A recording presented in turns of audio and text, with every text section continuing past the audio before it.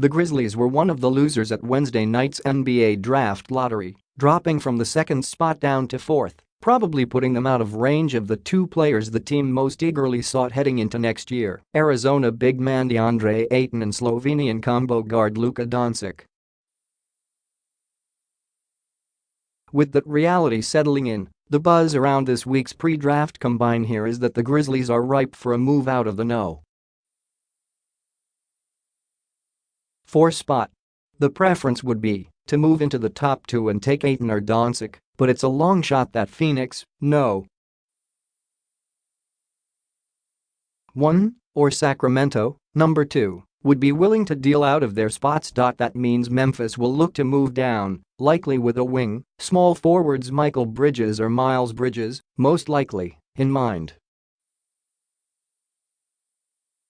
If you have someone you like in the first few picks, they're the first call you'd make, one general manager said.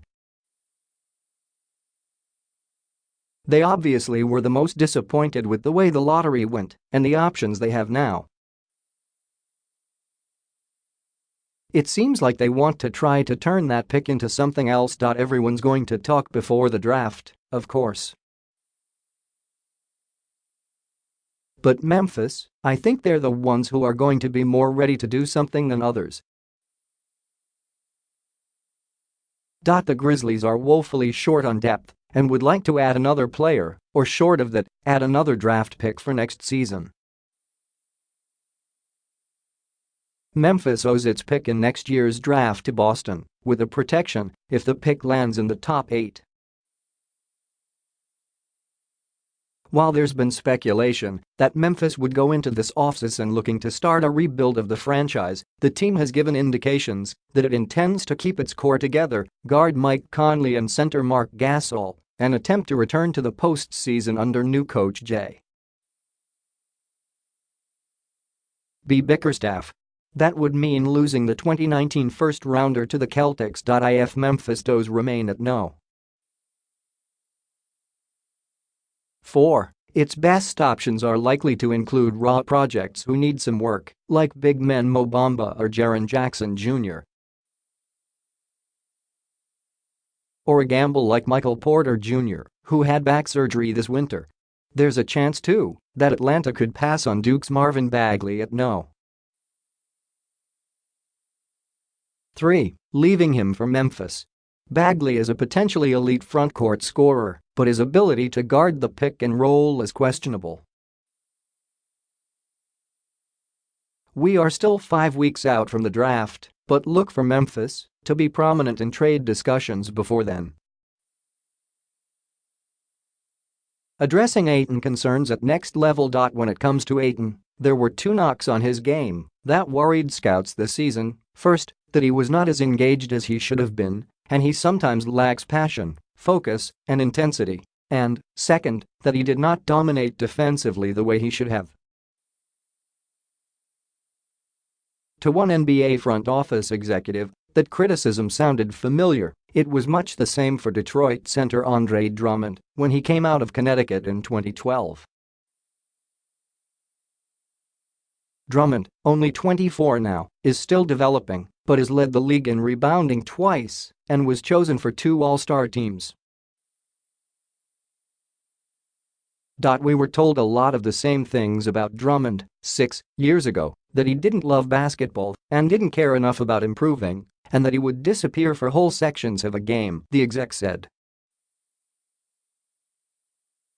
What happens a lot of times is, if you're a 7-footer, you go through and play in high school, and you dominate, just because you are so much bigger than everyone else. You don't have to work as hard as the guys who are 6'4" to stand out. You get to college and you have to learn to be involved in every play.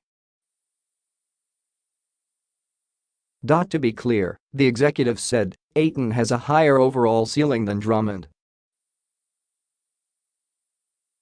But he said that, at minimum, he'd expect Ayton to be similar to Drummond, except as a better scorer and not as prolific a rebounder.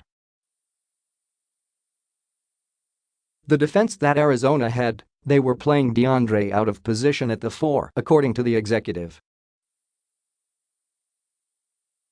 He should have been a 5. Their guards were not great defensively. If he'd been the 5, he'd have been at the rim, he'd have blocked more shots, he'd have been a lot more active in that defense. This whole idea that he was not as involved as he should have been, I don't think anyone is going to buy that.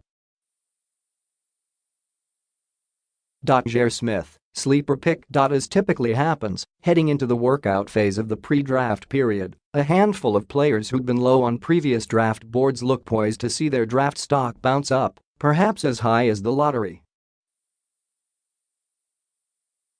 No player has been more prominent in catching the eyes of late lottery execs than 6'5" Texas Tech wing J.R. Smith, who is NBA ready on the defensive end, has tremendous athleticism and needs considerable work offensively. Smith's jump shot is the big question. He made 45.0% of his three-pointers but shot only one per game. He made 71.7% of his free throws on the year. Bamba and his wingspan make big impression. One guy who most certainly helped his stock in combine testing on Thursday, Texas center Mo Bamba, who had an incredible wingspan of 7'10". Number 2 on the list this season was Udoka Azubuike at 7'7". Rudy Gobert had set a record in 2012 at 7'9". Bamba is making his case to be a top 3 pick, possibly landing with the Hawks. A realistic destination, Dallas, which has been searching for a defensive-minded center since it lost out on DeAndre Jordan in free agency in 2015.